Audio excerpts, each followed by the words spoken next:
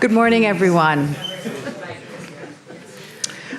Welcome to this next session of the Presidential Symposium. I'm Sasha Giordano, the director of the Hofstra University Museum of Art and one of the symposium advisors.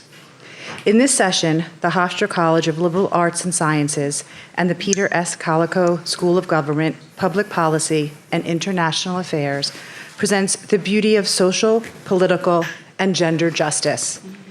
This panel will explore various theories and experiences that see justice as an expression of beauty.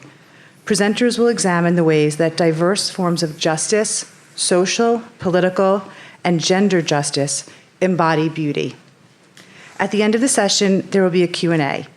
Please use the microphones in the aisles when asking your questions. The moderator for this session is Cindy Rosenthal, Professor of Drama and Dance. Professor Rosenthal, the floor is yours. Thank you so much, Sasha. It's wonderful to be here, and I am thrilled to be part of this panel, or to be the moderator of this panel. We are all passionate, dedicated professors in the program of Women's Studies here at Hofstra. I wanted to talk a little bit about Women's Studies because it is probably the most expansively interdisciplinary program at Hofstra. And in fact, it's the longest extant interdisciplinary program, probably, I think, since the late 1980s, when Linda Longmire was one of the founders, when it was first situated in the New College division, where Linda and I both taught and loved teaching for quite some time.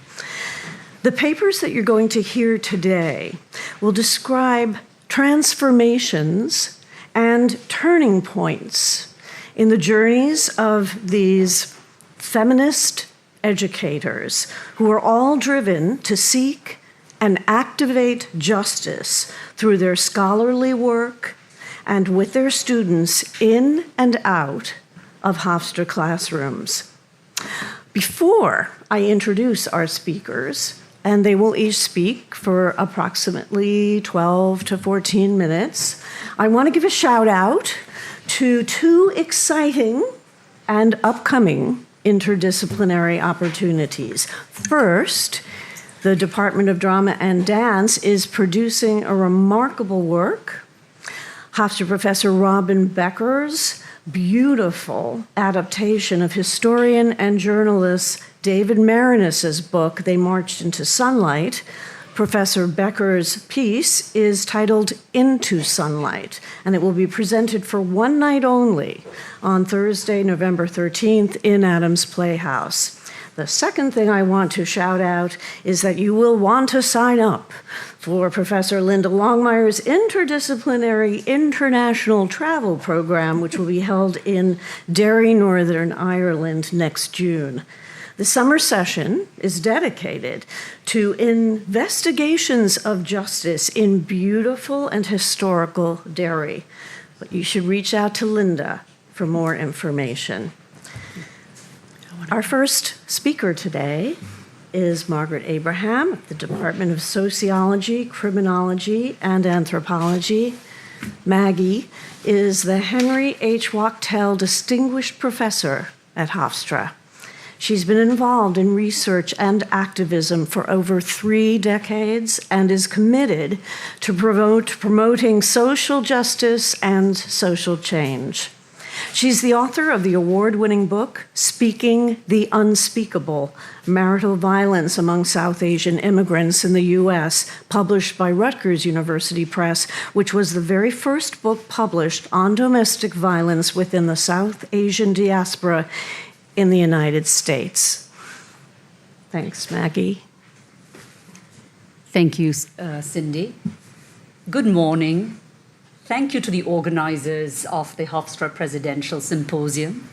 I'm pleased to be here today with my fellow panelists, and many of us had a long journey together. There is nothing beautiful about injustice, but there is the beauty of working together in building a more just and peaceful world for all. Today, I will draw upon how sociology engages with key issues of our time and strives for social justice, including gender justice. And let me say at the outset that sociologists have very closely worked, and many of them are in women's studies departments, and that we intersect in many ways.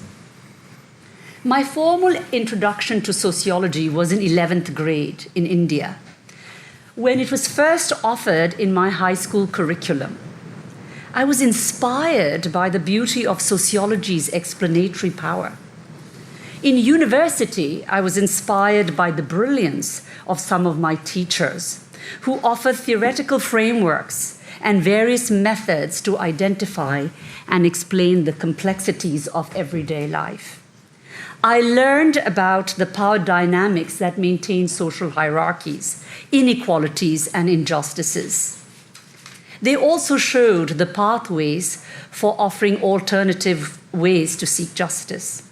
This sparked my further interest in studying power structures and relations and how they impact people's lives and livelihoods. Underlying all my research, teaching, and activism has been an interest in power relations. I believe that an approach grounded in sociology, but that draws upon the social sciences and the humanities, and there's a spectrum of them, offers an important avenue to understand, critique, and consider alternative ways to frame issues such as citizenship, identities, marginality, domestic violence, and social movements. This interest did not happen overnight, but over the years. Scholars, especially feminist and critical race scholars, public speakers that I heard, community activists, and conversations with my family, colleagues, friends, and yes, students contributed in important ways to my worldview, underscoring the beauty of connecting research, teaching, and action for equality, justice, and social change. My initial research lay in the areas of ethnicity, identity, marginality, and migration. I was interested in why and how minority groups' identities get defined and redefined through the processes of migration and its social, economic, and political implications at the micro, meso, and macro levels. My interest in addressing the problem of domestic violence began when I started teaching a course on family and in discussing issues around domestic violence with some friends who had volunteered at shelters. The prevalence of the problem led me to begin a serious review of the literature on domestic violence. What became increasingly clear was that there was a considerable scholarship around domestic violence, but there was very little research on its prevalence among ethnic minority groups. And obviously, this had serious implications on the kind of resources and access minority groups got. Around the same time, I learned the emergence of South Asian women's organizations actively engaged in addressing the problem of domestic violence with South Asian communities in the United States. The beauty of these organizations lay in that they primarily comprised of volunteers, mostly women determined to highlight and intersect the structural cultural barriers that contributed to domestic violence for immigrant women in the United States. They did this through several ways, including consciousness raising, community outreach, offering services, creating coalitions, and mobilizing against laws and policies that exacerbated domestic and gender-based violence. They called upon some of us researchers to engage in research that could make that difference and provide the evidence. Together, connecting research and activism, we became part of an anti-violence movement that helped shift domestic violence from a private problem to a public issue. It is here I saw the beauty of mobilization, the power of speaking the unspeakable, the value of strength and resilience and agency, the importance of survivors' voices as a method in centering them in issues around violence, and the role of organizations, as well as the importance of drawing on conceptual frameworks such as intersectionality for social justice and social transformation. And I can discuss this later when we have the Q&A. While we've made some progress, there is much to be done in addressing gender-based violence across the globe. Gender equality and justice are fundamental to democracies and indeed to all societies. They're necessary for national and global stability, well-being, prosperity, progress. Gender-based and intersectional violence, I believe, is an area of social justice that requires our continued attention. Sociologists have and continue to engage in national and global conversations and actions on a spectrum of issues for the betterment of humanity. Our focus is on civil society and the structures, institutions, relations, and processes that shape our societies. The beauty of sociology is not always with the topics we address, but the theoretical frameworks and the methodological tools that it offers to explain why, the why and how questions. We tackle social concerns by connecting with other disciplines, and there lies the beauty of interdisciplinarity. This involves going beyond the narrow silo disciplinary walls and redefining our work in ways that are intricately woven into who we are, what we do, and how our work is relevant to the world we live in. We have, I believe, an intellectual and moral responsibility. I think that some of the best research can be done when we connect and collaborate across discipline sites and spaces. Many of the issues that we need to address, whether it be health, violence, education, sustainability, need collaborative approaches, interdisciplinary inquiry, and partnership with stakeholders. This also means linking theory and practice, knowledge with service, and ensuring that our individual and collective actions contribute to supporting human rights, liberty, safety, and dignity of all. Respecting difference and valuing diversity in building an intellectual and social climate helps create a community of informed and engaged global citizens. This is particularly important at a time when we're witnessing a humanitarian crisis all over the world, with vast numbers of people forced to leave their homes due to war, poverty, hunger, conflict, and destruction.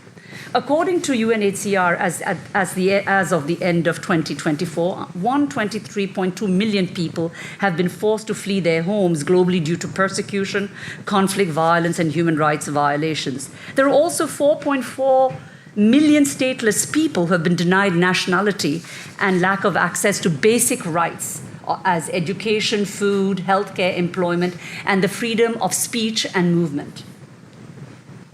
What continues to inspire me are the ranges of frames and tools that help to, what I say, conceptualize, contextualize, and connect when approaching a topic. This really comes through in collaborating on issues of gender-based and intersectional violence, issues of citizenship and social justice. So conceptualizing social justice is complex and defies the reduction of universal definitions. Rather, the challenge and appeal of the concept of social justice is in its very ability to encompass the diversity of perspectives, pragmatics, and possibilities for what it takes to create a just world. Social justice draws our attention to embedded issues of wealth and resource distribution, marginalization, discrimination, oppression, violence, human rights, recognition, redistribution, empowerment, access, and safety, to name a few. To do this, we can draw upon existing frameworks, but also extend and rethink what it takes to address issues associated with things such as migration, citizenship, displacement, and dispossession. Connecting concepts and practices of social justice requires a critical understanding of contemporary globalization and of the persistence and changes in the dynamics of economic, political, and social terrain, including the multiple forms of exclusion, subordination, disempowerment, and displacement. It entails attention also to how terminology can both hinder and help in the pursuit of justice. And so spending a lot of time on understanding what terms we use makes a difference. And finally, in terms of contextualizing, images, frameworks, and paradigms of social justice vary. Histories, cultures, institutions, and social structures vary. Economic, social, political, spatial aspects and intersections vary. Contextualizing social justice, then, enables us to see the historical, geographical, economic, and political and cultural contexts that shape social justice perceptions and practices through time and place. Contextualizing topics and sites, for example, gender and intersectional violence, provides specific insights into the various causes, conditions, structures, relations, processes, and manifestations of social justice.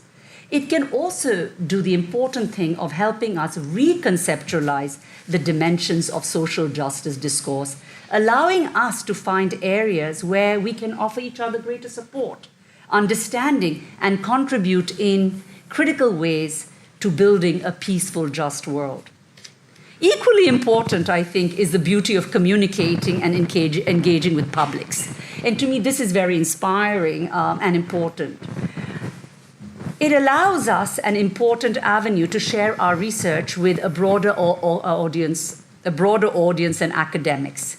It helps us highlight the issues, frame the context, explain the causes and contradictions, and offer solutions. This can be done through rigorous research, challenging myths, and we know there are a number of myths going around, providing valuable data, informing publics on laws and policies, and importantly, mobilizing for justice. For many of this has entailed addressing, for example, the COVID crisis, highlighting the implications of what deportation means, and deportation without due process.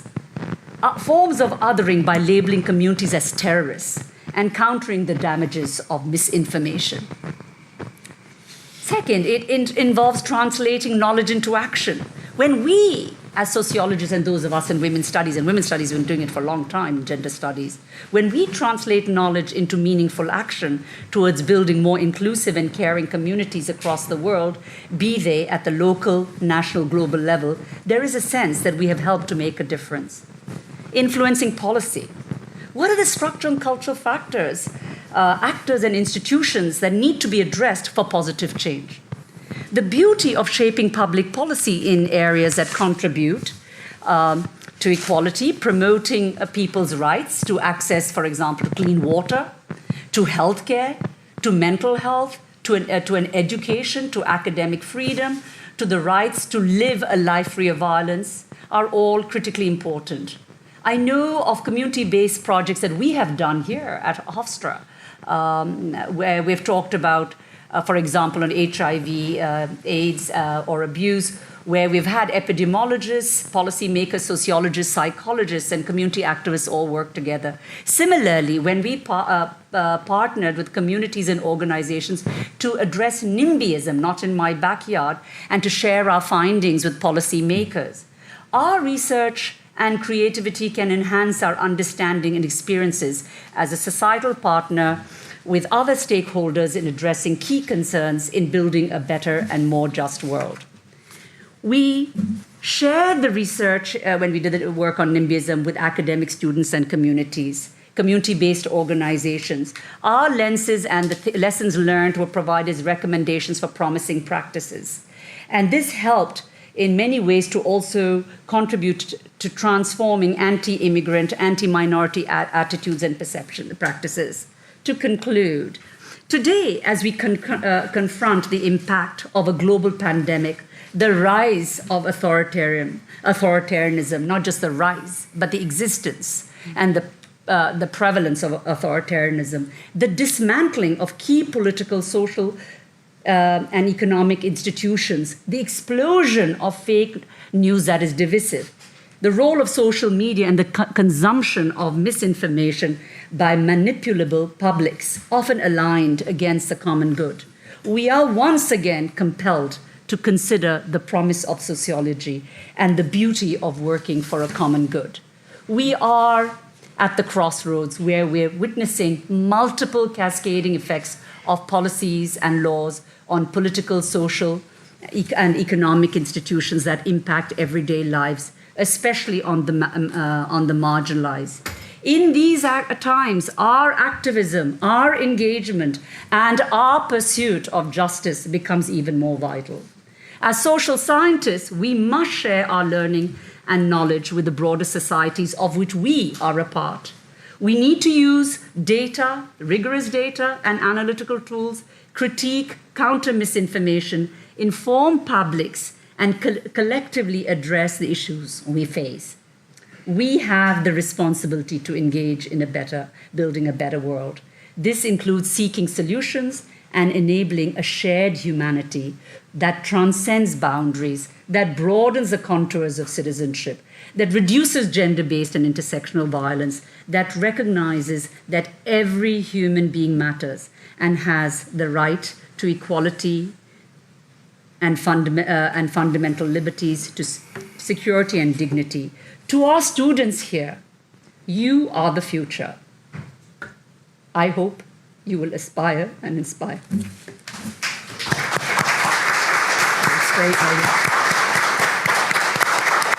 Thank you. Thank you, Maggie. Your activism and your heart always inspire me. Our next speaker is Linda Longmire, who is a professor of political science and global studies in the Department of Global Studies and Geography, where she teaches on human rights and human trafficking. Her pedagogical passion is study abroad. I've witnessed this firsthand. And she has conducted over 40 Hofstra study abroad programs in the United States and Mexico. You must join her for an exciting summer session course she'll be leading in Derry, Northern Ireland next summer, entitled Building a Culture of Peace. Linda. Thank you. Thanks, Cindy. And thanks to all of you and to the organizers of this symposium, this rich, deep, vast symposium. I've done something a little differently. I hope I did not misunderstand the task at hand. But I've talked a little bit, in fact, a lot, about my own journey towards an understanding of political justice. And by the way, I'm not talking about the beauty of political science, but I am talking about a lot about the beauty of political philosophy. I ended up majoring in philosophy, not political science, as an undergraduate. And I'm hoping that as undergraduates, you will be able to leave Hofstra with the same degree of appreciation for the undergraduate education that I am so very grateful for, that I got in San Diego. But I'm a little embarrassed about talking so much about my own history, but I do think that's part of, particularly for all of you who are undergraduates, it's those transformative moments, those turning points that are absolutely critical in your own journey. So basically, long ago and far away, I arrived at the beautiful paradise, perhaps too beautiful paradise of San Diego, where I arrived from North Dakota, can you imagine, as a 17-year-old, from not so beautiful, bleak prairies of North Dakota. And I'd worked hard to skip a year of high school because I wanted to get out of there so badly. I hope that's not your experience. And to kind of escape the endless flatness of the prairies. And I was really excited to study biology and then eventually medicine at such a high-powered science institution as University of California at San Diego. By the way, I even had as my freshman chemistry teacher, the famous Linus Pauling, who did the important work on vitamin C and was such a contributor. And up until this time, this is my form of rebellion in North Dakota. The most beautiful things I had seen or experienced were the music of Bach and the periodic table of the elements. That's what a nerd I was at that time. Again, a form of rebellion when you live in North Dakota. Because these revealed a kind of deep and mysterious order of things, the order of nature and what lay below the surface, the chaotic surface of things. And somehow for me, that represented the possibility of reason and peace and justice. But of course, these were not times of peace and justice, as I soon found out. Out there in the bigger world, things were tumultuous, chaotic and overwhelming, not unlike what we're experiencing today. Because this was a time in which everything was being called into question. And as I began to learn about racism, about sexism, about class, about militarism, this was during the Vietnam War, I was shocked and distressed at the level of violence and injustice that I began to see everywhere. In addition to Professor Pauling's scientific genius, he was also a pacifist, a critic of war and an advocate of political protest in the name of justice that would challenge these many forms of suffering that were being revealed. And if that wasn't enough, I also had a year-long humanities course with Herbert Marcuse, the political philosopher who was kind of the architect at that time of student and worker protests around the world. In fact, I even had Angela Davis. She was a graduate student studying with Marcuse, and she was the TA in my smaller section, and was really the first feminist I'd ever met as well. So this was a dramatic awakening. I hope your awakenings are gentler, but this was a dramatic awakening as to not the beauty, but to the many horrors of the world, the horrors of injustice that we saw, that I tended to see now everywhere.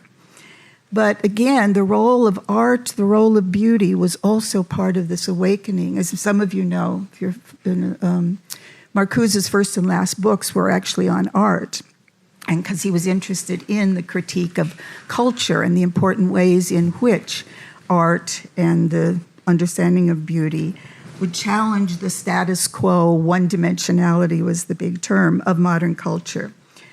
So you can probably guess what's coming at the beginning of my sophomore year.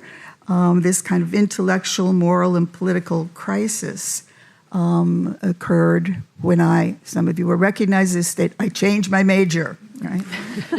And there was kind of no turning back after that.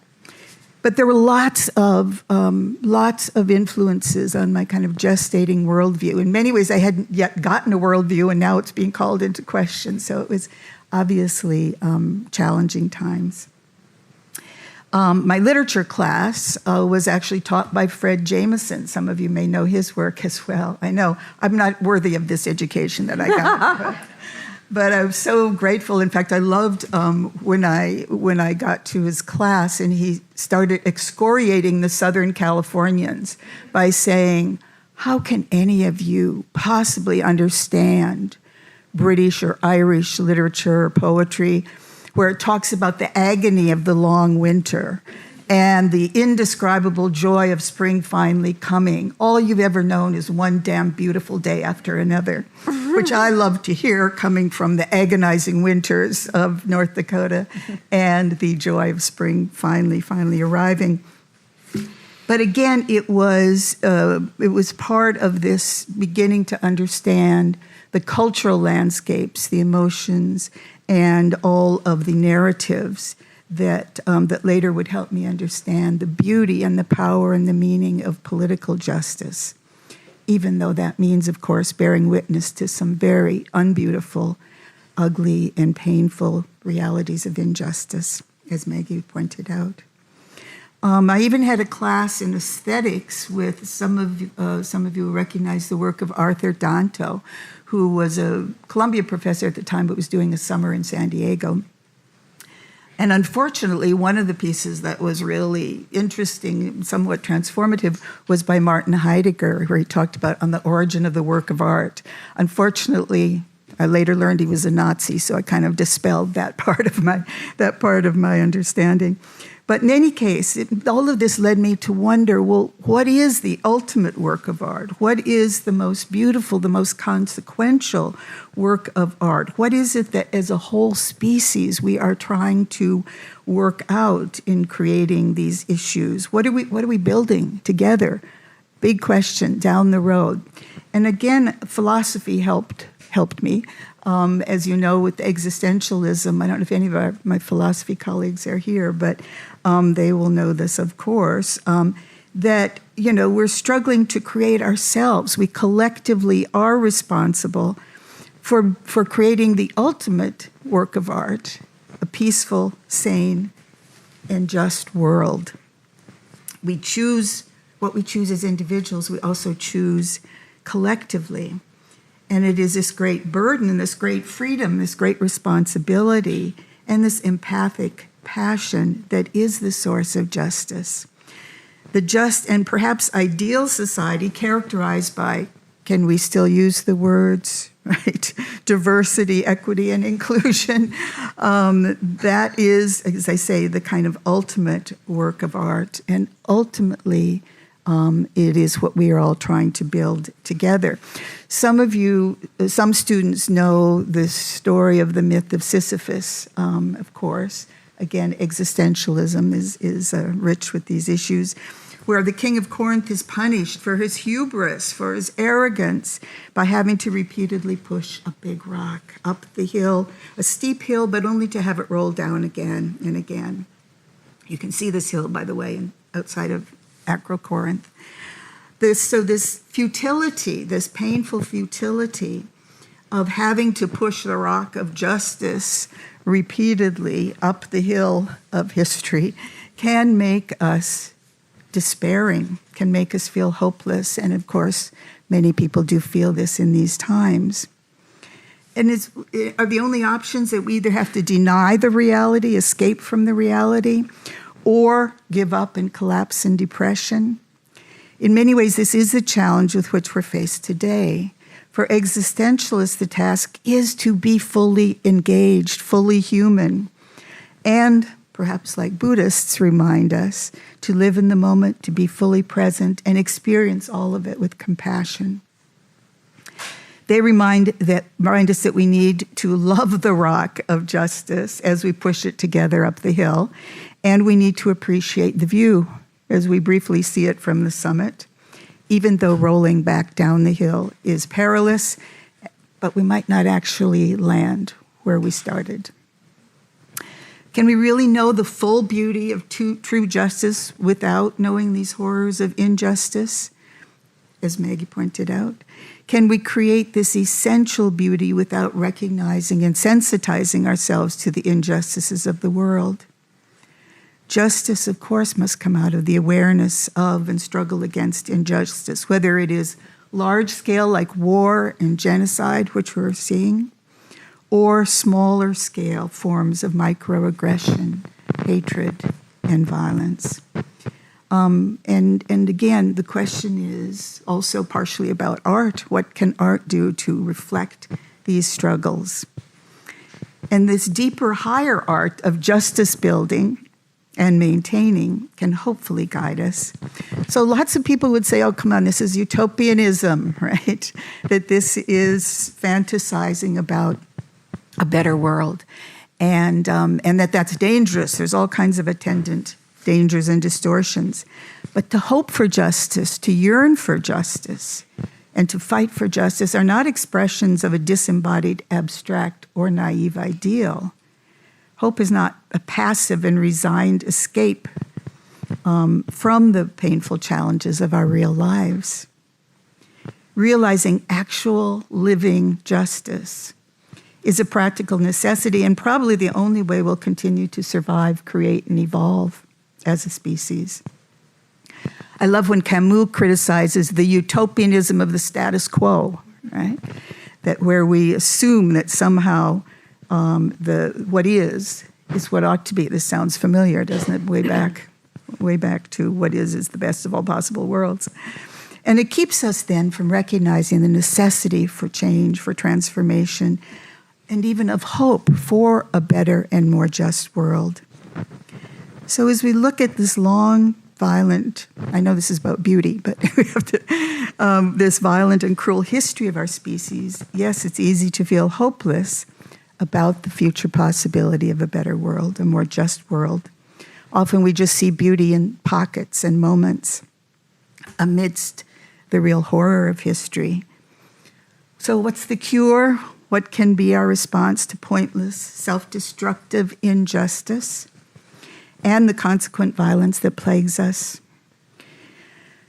Can we save ourselves as a species? And what is a realistic hope that can point us towards a more humane future, towards the accomplishment of the ultimate work of art, the ultimate beauty, in my mind, which is a truly just, sane, and unified human species? And what creation, what work of art could possibly be more powerful, more meaningful, more precious, and yes, more beautiful?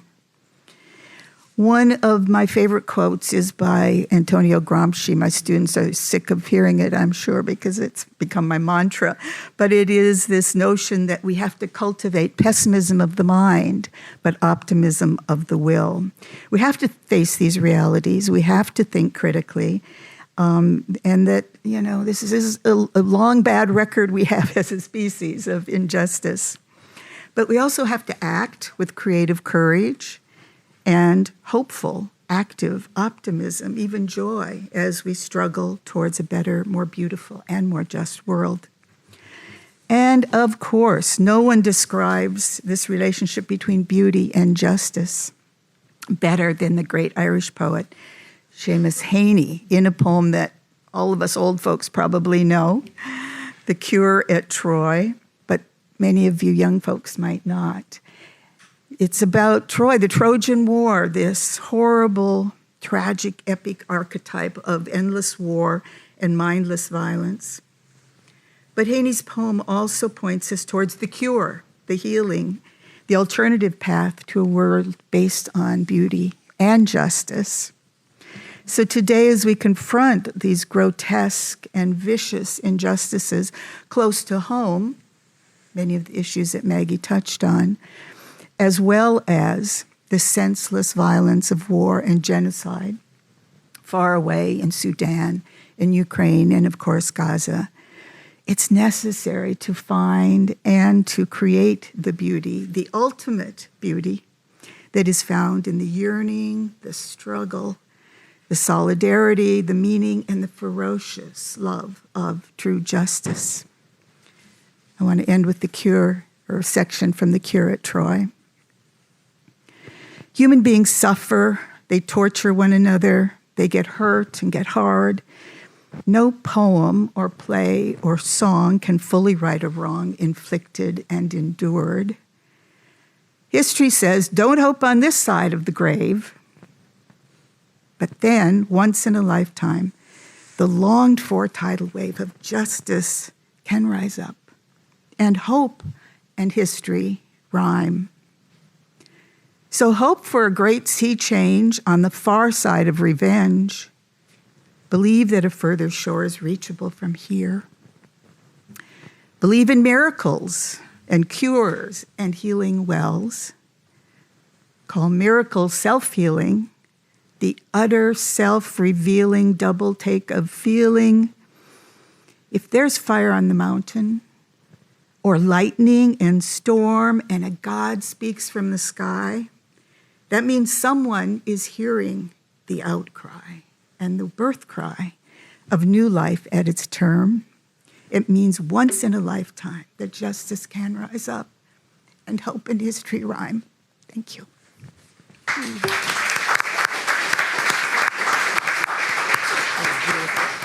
Oh, Linda, thank you so much for, as you always do, bringing art, integrating art into your pacifist, beautiful activism. So appreciate that. We have another speaker. Hello. This is Sandra Stacky, and I'm going to find her bio in a second. Sandy is a professor in the School of Education. She teaches at Hofstra on the undergraduate, master's, and doctoral levels, including courses focusing on curriculum and foundational middle grades teaching, gender and education, and qualitative research. Thanks, Sandra. Thank you, Cindy. Linda's, the poem, tough to follow, but it made me think also of Martin Luther King Jr.'s long arc of justice, that certainly a great deal of time, sometimes history has to pass. And I also wanted to just comment, you grew up in North Dakota, I grew up in Maine, so we both experienced those long, cold winters, although I think Maine was not quite as much as North Dakota. I lived on the coast in Portland, so I don't think we had quite as much of that Nothing deep is snow. as cold as North Deep snow, yeah. Antarctica, maybe. Right. So I wanted to do a little bit of both of the, the journey, a little bit of my journey with ideas around social justice, gender justice, and then also talk specifically about some of the ideas in education and maybe a couple of quotes from students or from educators who are working towards social justice and gender justice in schools. When I was in elementary school in Portland, in Maine, I went to a school where we had a great difference in the social class of students who went to the school. Literally, the people who came from very wealthy families, doctors' children, lived up on the hill. The elementary school I went to was kind of in the middle, and the rest of us lived down the hill. Some of us, some of our families owned our small houses, and others rented, but we certainly didn't live in the big mansions that the doctor's children, many of them lived in, up on the hill. We had a big medical center that was also on the side up on the hill, and that's why all of the children who were in those families lived close to that. So it was later, certainly not at the elementary level, but later, as I thought about the differences in our treatment by the teachers, because there certainly was some bias in how they treated us. And, later, it was much later that I understood that these social class differences could affect the way the teachers had expectations of the students or the biased ways in which they treated us. So that was an early lesson that I certainly reflected on a lot. And I began to think a lot about how students' perceptions of their self-worth can be positive or negative based on the expectations of teachers and how teachers have such a central role in how they feel about themselves. I want to share just another experience of when I was an associate instructor teaching multicultural courses, because I was interested in diversity and gender issues and social justice as I entered my doctoral program. And one day when I was sitting in my carrel, doctoral students' carrels are often kind of out in the middle of the hallway, with the professor's offices on the other sides. One of the students in this undergraduate multicultural class that I was teaching came down and sat down and spoke with me. And in the classroom, he and another male student had been debating each other quite a bit in a fairly civil way, but you could see that they were clearly in disagreement about some of the issues in terms of what kinds of opportunities different students received in school, one student feeling very more conservative, and the idea that it's individual merit that gets you ahead. Everyone has equal opportunities if they just take advantage of them, that sort of idea. And the more liberal student who came to speak with me was quite just upset and told me that he didn't quite understand how this other student could feel that way. And if I remember correctly, I believe this student was from New York. So we spoke about it, and I tried to share with him, just ideas about how, especially as people who want to be teachers, we need very much to understand other people's perspectives, to listen, to share ideas, and to understand perspectives. And so we talked for a little while, and this was just before our next class was starting. So a few minutes later, I happened to look down the hallway in front of the classroom, and I saw these two students starting to talk to each other. The more liberal student who had spoken with me was waiting outside the classroom. And when the other student came, he engaged him in some conversation. And as I looked down, I saw them shaking hands. and then they went into the classroom. This was a very transformational moment for me as a teacher and for someone who was interested and was teaching about diversity and social justice. And so it only continued to inspire me to continue on the path I was on in my doctoral program in education, which focused a lot on multicultural and curriculum and teaching issues. And also I focused a lot on gender issues. And I really appreciated also that student had a transformational kind of moment also, because he understood more now about how he needed to think about his own teaching career and engaging with other students who had different viewpoints than his own. My dissertation study was about gender equity and gender empowerment issues. I studied in India and with a program that had been sponsored by UNICEF in connection with the teachers union and the government there. But I specifically worked with women teachers and tried to look at how India's newer education policy and what was happening in their classrooms and in their professional development courses that was enabling them or trying to enable them to be more empowered as women in a society that's typically very patriarchal or can be very patriarchal. And as Maggie knows, Maggie talked about with the domestic violence, et cetera. And so, my ideas about social justice and gender justice were, of course, continuing to evolve with that experience.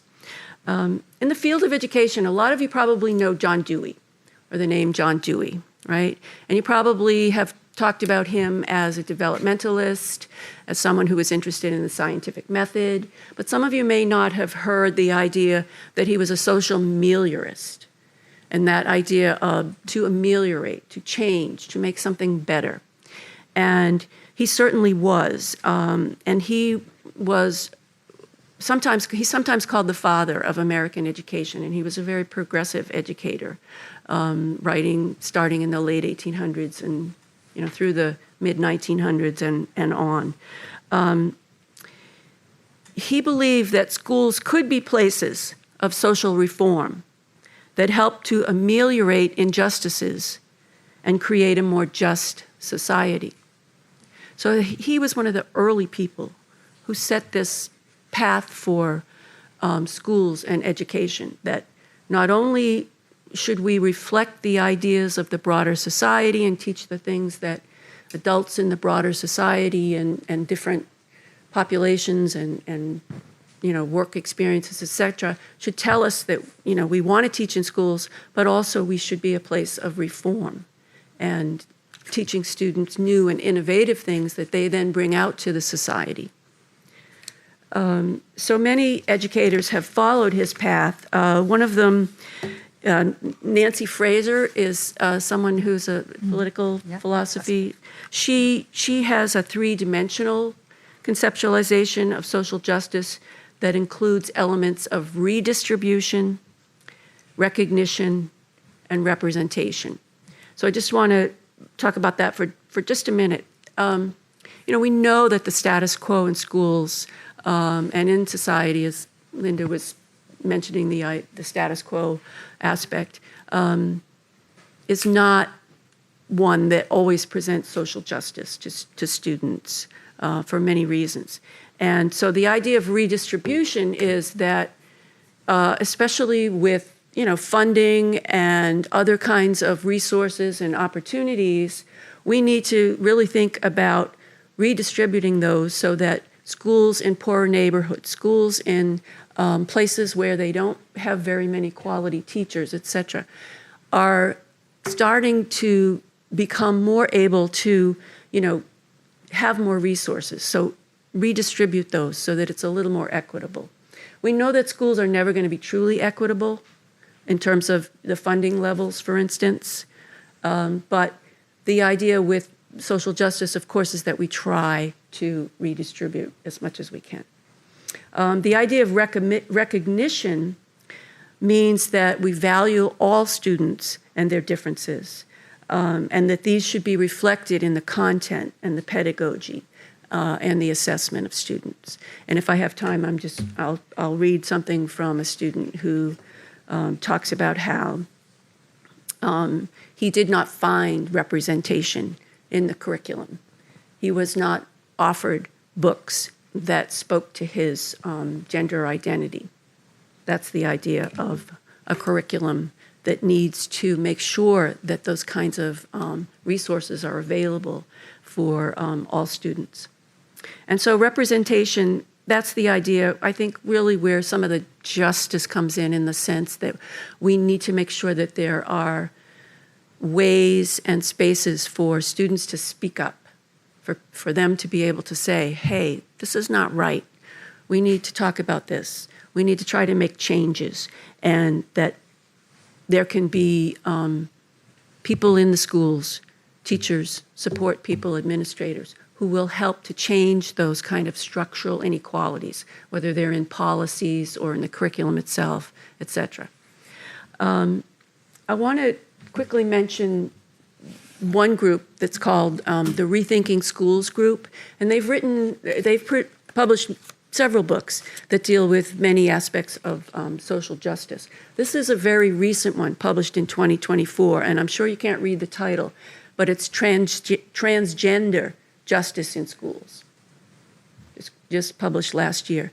And so this is just their most recent work that talks about, again, the need for a broader social justice and gender justice. And if I have time, I will read just a little something from that. How are we doing, Cindy? You have about 4 more minutes. Oh, wow. Well, that's not very good. Let's see. A statement from the Rethinking Schools group is just that too many schools fail to confront the racial, class, gender, language, and homophobic biases woven into our social fabric. The members of this group, the Rethinking Schools group, contribute to the beauty of social justice and promote 8 practices that, taken as a whole, they believe will move us much closer to having social justice schools and classrooms. I'm just going to read these because there really isn't time to talk about them, maybe later in question and answer. But one of them that's very important is that education has to be grounded in the lives of students, okay? We had a very clear example of that yesterday. Some of you might have been at the session by the School of Education, some School of Education faculty yesterday, where the teacher took the time to have the students do a study about hoodies and why they couldn't wear hoodies in the school. But that was something they were really interested in, and they felt the injustice of the principal declaring that no one could wear hoodies without having talked to the students or done a survey of the students or anything like that. So that's just an example. The next idea is critical, that education has to be critical. And by that, it means that as critical theorists and feminists talk about engaging pedagogy, our pedagogy, our teaching, needs to address issues of power. We need to be able to talk about those and have students understand how we have such power differences in our world and sometimes in our schools. And of course, hear individual voices around these injustices, especially for women and the inequalities that women face, being more of the feminist theory and feminist pedagogy aspect of that. They also state that schools have to be multicultural, anti-bias, pro-justice, participatory, experiential, hopeful, joyful, kind, visionary, activist. There has to be an activist aspect to social justice. If you don't move on to that representation stage where some solutions can be experimented with and found, then we're not moving very far. And of course, schools have to still be academically rigorous and culturally sensitive overall. About time. About time. Okay, let me just say just a couple quick things. Social justice is in the mission statement of the School of Education at Hofstra. We collectively, I'm reading a quote, we collectively strive toward a more just, open, and democratic society as we collaborate with and learn from children, adolescents, and adults in diverse social and cultural settings. In classes with my pre-service students, we of course read things by Paulo Freire, who many of you may know, wrote about the pedagogy of the oppressed, and of course that involves a lot of social justice issues. I work a lot on middle school issues, and so we talk a lot about issues of the bullying that takes place there, the unsafe environment for LGBTQ students, etc. The Trevor Project is one study of surveys that was put out in 2022 that talks about the high prevalence of the bullying and harassment, et cetera, in middle schools. And one thing I'll just end with is that, of course, as my colleagues have mentioned, there's so much of the social injustice and gender injustice that we hear going on in our broader society today. The Me Too movement, the Black Lives Matter movement. These are examples of that in a broader society. And that justice in schooling is an essential, beautiful goal that must always be part of our mission. And we have to start that at elementary school. We have to start that with young children in the various ways that are appropriate to work with students at their developmental stages.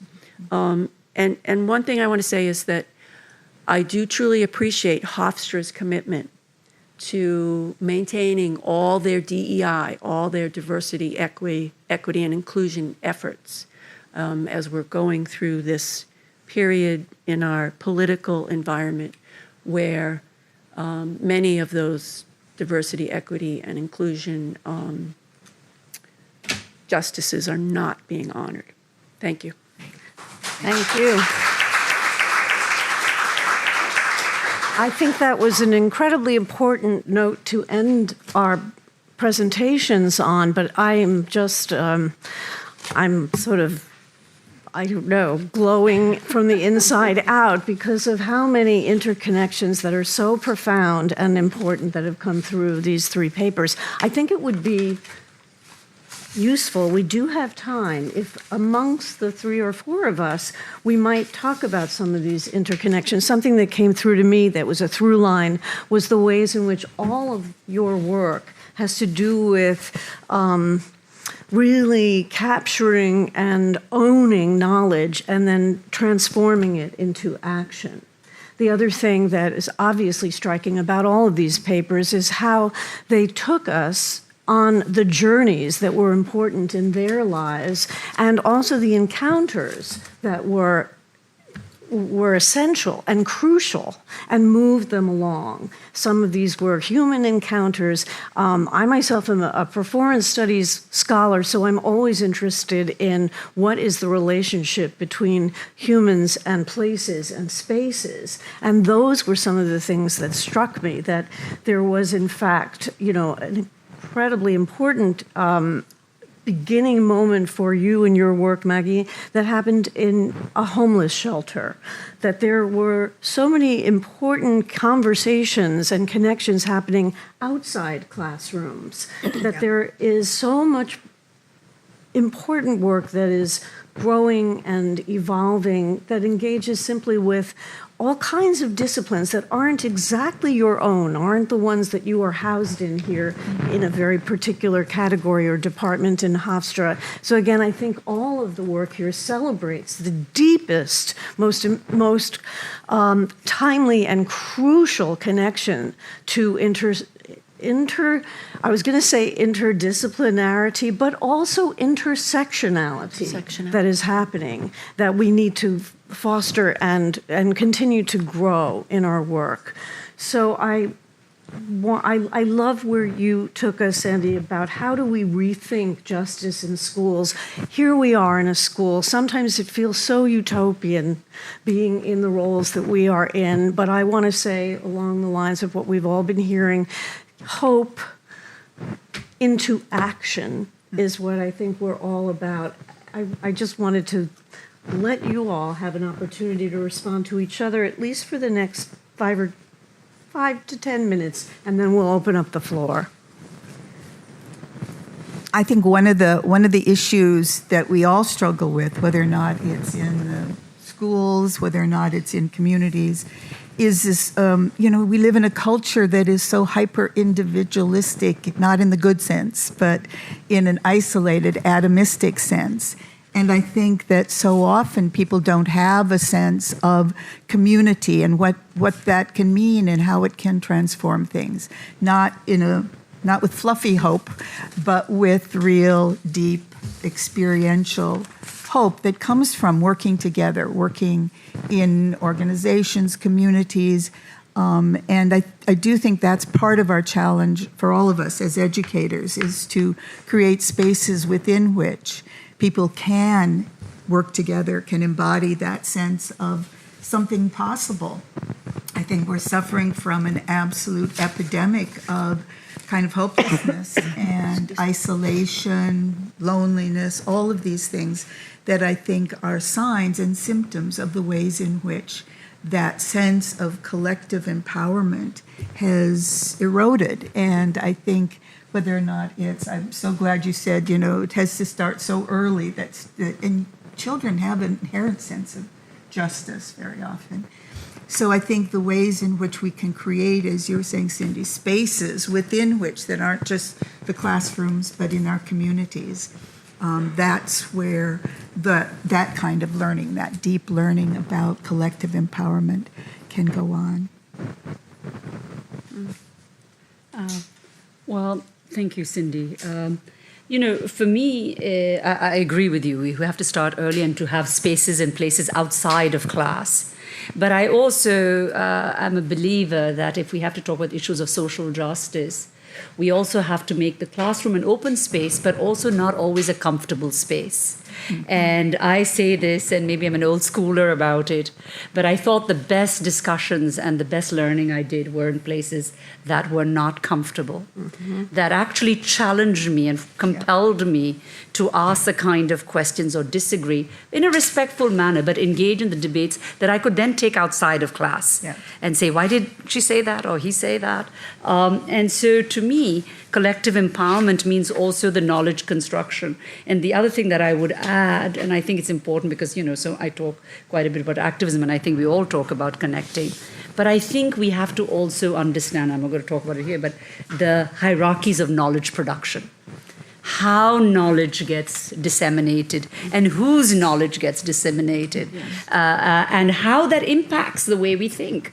The words we use, the language we engage in. And so to me, those become the spaces not only in the classroom, mm-hmm. but outside of the classroom. And I'll just say very quickly, for me, some of the best parts I remember were our professors who sat outside and we just hung out and had coffee or tea, and, there were a lot of people just listening and, putting in discussions. And that, to me, was a sense of breaking down hierarchies, but also of ways of engaging. Yeah. Absolutely. You just reminded me that I didn't have time, but I would have put in, we had talked about Bell Hooks, who is a Black woman. We have the book. Yes, she Signed by Bell Hooks when I was a student. So, and she certainly had a lot of ideas about engaging pedagogy, that we need to have engaging pedagogy. And speaking to that idea of being comfortable, one of her ideas was about beauty lies in the connection between the teacher and student, where vulnerability and learning coexist. A beautiful classroom is one where discomfort is not feared but honored, as it opens the way to transformation. Yeah, Which I it think is follows really, very well with the kind of things we were talking about. I love that. Yeah. I think because of time, it would be great if we could hear from students especially, but from any of our audience, our listeners, our interested co-participants in this session. We'd love to hear from you. I'm still really grappling with this idea of where do you find beauty in the possibility of moving toward justice, which is a driving question for all of us. If any of you want to share your own connection to that question or raise other questions, that is a women's studies premise. We are here to not always solve, but to always raise questions and open up new ways of seeing. So we're really interested in what you have to say. Thank you so much to all of you. And I'll take this opportunity as a director of Women's Studies program to thank the panel and to thank all the audience for being here. I wanted to talk especially about the point that Linda was making about your own career and how you went with the specific goals to your university education, and through the transformative moments that happen in the classroom and with your other students or your professors, you found other paths that were more speaking to you. And I think that at the time when we're all very concerned, students, faculty, administration, the parents, about where a college education is going to take students, and everyone is very concerned, and rightly so, about how is it going to help you make a living, find a comfortable space for you and your family and your community. And your panel and your experiences talk also about the necessity and the need of finding not tangential ways, but complementary ways of still following your path, what you have in mind professionally, but the importance of taking a look at other things that are going to enrich your life and make possible your participation in a just society. Women's Studies is one such path at Hofstra. There are many other interdisciplinary programs that allow students, without diverting from their professional goals, to introduce other lenses that are only going to enrich their studies, their career, and definitely their lives, and help them transform society to be a better, more justice place. So thank you so much. And thanks to all interdisciplinary programs at Hofstra and the encouragement of interdisciplinarity at the university. Thank you. Great, thank you. Thank you, Peppa. Great, Peppa.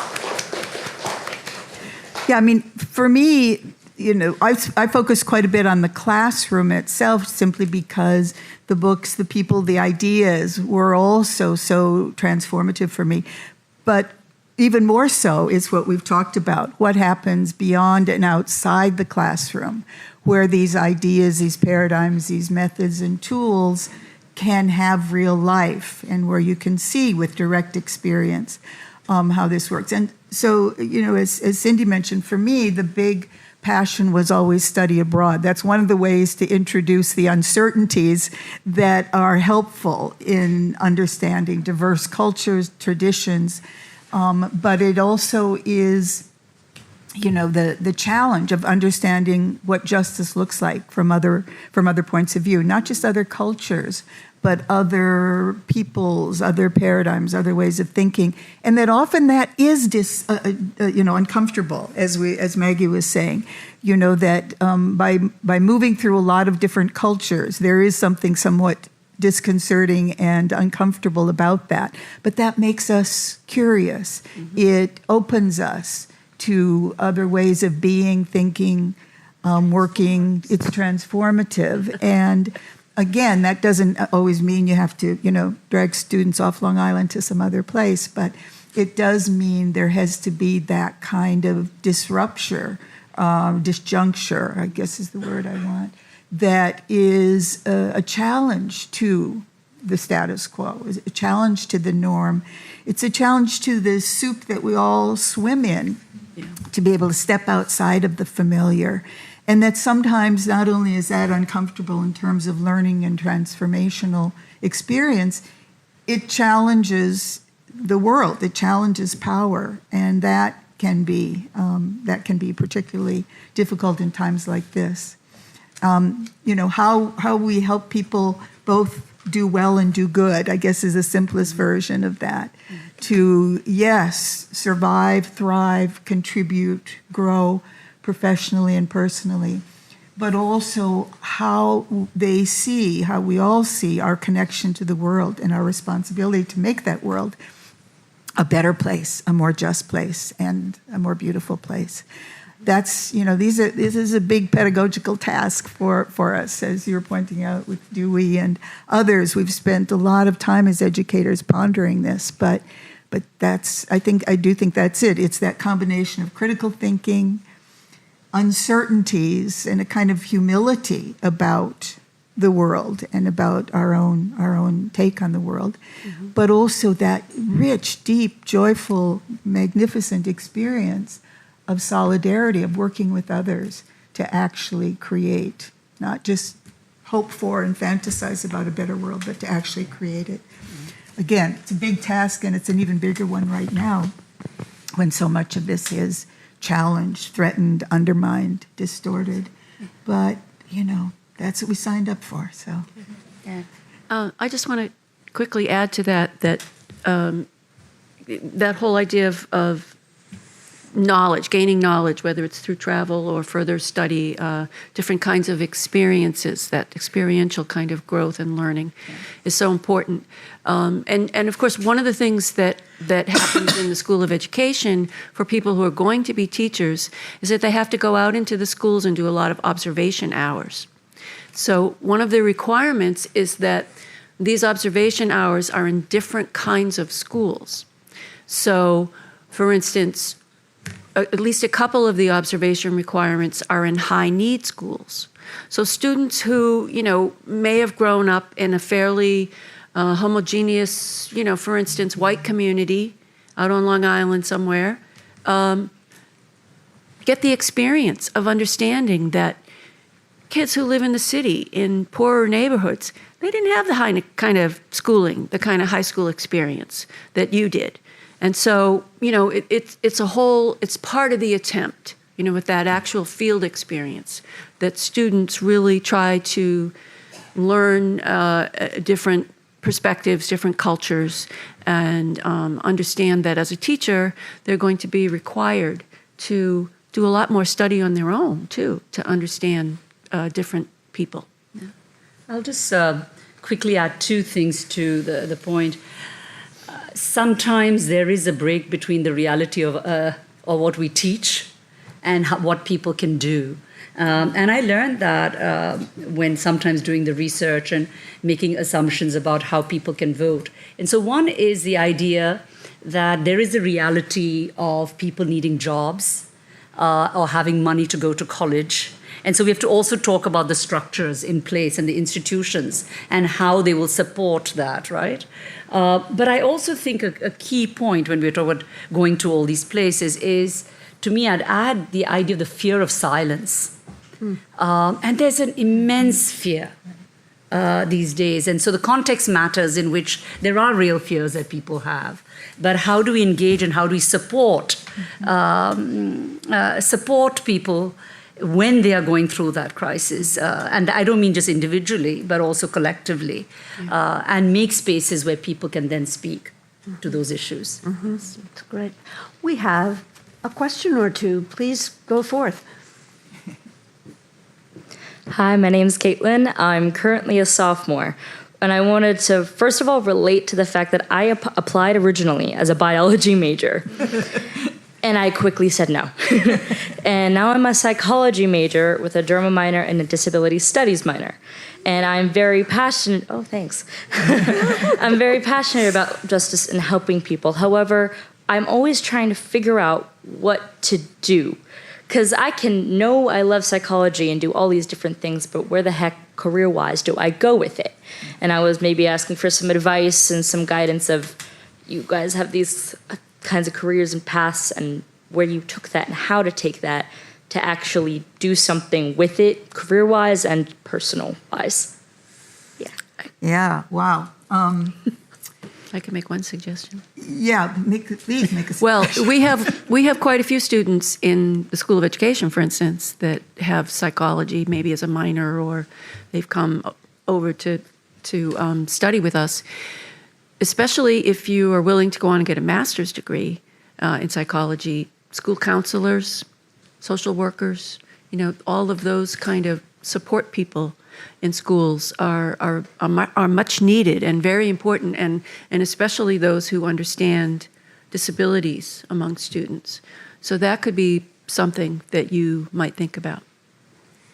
Yeah, and isn't it irritating that, we live in this kind of world where you're motivated to do something that helps, that is caring, that is visionary, that is an embodiment of social justice, and the world still makes it so difficult to do that, right? That these are sacrifices. I used to, everybody knows the wonderful work of Barbara Ehrenreich. Mm-hmm. And she would talk about, be mindful about premature pragmatism, that there's not always an exact path that's prescribed. A lot of it is flailing around, right? A lot of it is trial and error. You've taken a huge step by being very clear about, the change the major moment. But again, it always irritates me that should not just absolutely be celebrated and assisted. And these are great suggestions that Sandy makes. But in general, we live in that kind of world where people are forced to often compromise their values, often forced to err on the side of premature pragmatism. Particularly when in a liberal arts education, as undergraduates especially, there should be great freedom to explore and to weave social justice, political justice into your path. And not as an exception to the path or something over and above, but something that is deeply woven into. And again, I think we do that at Hofstra. But it's not, the world doesn't make it easy. So I guess the important thing is, be brave, be explorative, and also, never forget those moments that brought you to change your major, right? Those insights and those experiences, because those are the things that will guide you through the rest of your life. So we are almost out of time, but I do want to get to our next question. Thank you. If that's okay. Thank you. Hello, good afternoon. Thank you guys so much for being here today. Thank you guys so much for being here today. That was very, I liked it. But my question's for Margaret. So I really appreciated that you brought up the pandemic and the immigration and just how we currently view it. And I was just wondering what your thoughts were of how the pandemic sort of shaped, or if it had any impact on how we as a society see immigrants and how we educate others about immigrants and just, yeah. I mean, I can say it in two. I'll try and say it in a short way. I'd love to continue the discussion outside of class. Out of this room. But the pandemic, I think you saw that with where they assumed that COVID started. I do say historically we've always had different periods of time where we have blamed or found some community or some ethnic group. During COVID, we particularly found that in the ways that the Chinese community was being addressed, the Asian American community, and the kind of hostility towards immigrants. And it's not just about Asian Americans, but how it permeates immigrants. So I think there is. So to me, I saw this in the context of even COVID and domestic violence. There was very much, and I wrote a little about this. This idea of othering that took place. But it came together with other things happening in other countries, as well as the politics of xenophobia and the roles of governments in shutting borders. And that's much more of kind of an academic response, but I can give you some of the examples of that. That'd be great. So I do think it had an impact. I actually do think that it had an impact. Thank you so much. All right, this will be our last question. Come to the mic and move it down so we can hear you. Great. For social injustice in education, it was mentioned about LGBTQ+, including transgender students, of how there seems to be a lack of representation and resources. I kind of know that on a personal level. My high school was in Pennsylvania, and even though it was built in 2021, there was no gender-neutral bathrooms. And when I asked about why there was none, the answer was, we just did not think about it. And last year, during my senior year, I went to a guidance counselor to ask about preferred names because I was using a preferred name for about 3 years at that point, but some other people were having issues. And with censorship currently, I was told that my guidance counselor could not help me. I had to go higher, which I felt kind of very upset about, as we usually think that guidance counselors are supposed to be there to help students, but they're not being told anything. And I think that's not really good for our current education and for people that actually want to get resources. Mm-hmm. So I went to a principal about it, and what I was told was, my principal told me, I use your preferred name out of a courtesy because you're a good student and you've never gone in trouble with me. I feel like there's currently a big censorship and bias for how people treat transgender students. How much more harm do you think will have to be done before people start making resources more available? And do you think we're going more backwards with censorship? Yes. Yeah. No denying that reality. I'm sorry to hear about your experiences and how you were not supported in ways that you should have been. And I do think there's a lot of fear right now for teachers in the classroom. There have been teachers who have been fired in some states that are much more conservative and enacting laws against teaching about gender identity and LGBTQ history in the classroom or any of that. They don't want to allow students to just express their own identities if they don't conform, right? If they're not the binary, some people are just very afraid, and it's very unfortunate. So yes, we are headed backwards, I think. And as teachers and people in schools, we have to try to be brave and continue on with our commitments and our ideals about we know what's right, that we know what's just, and keep working toward supporting politicians, for one thing, who will be in agreement with us. I just want to say something good in the context of Hofstra. Many years ago, and I say this because the previous students had also talked about opportunities. The whole idea of having gender-neutral bathrooms really came out of the law school students coming together. There was a diversity task force. There were groups all coming together and saying, we need this. We need the language change. We need to have these spaces. And it being implemented. And so to me, some of it is our ability to slowly engage in those conversations with all the potential stakeholders and insist that we need to have these spaces.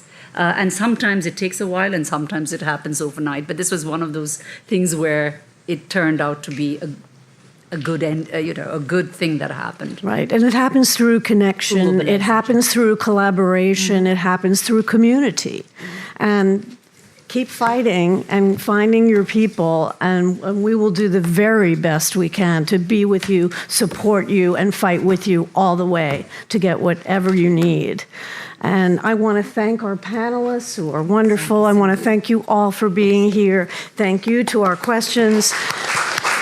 See you next time.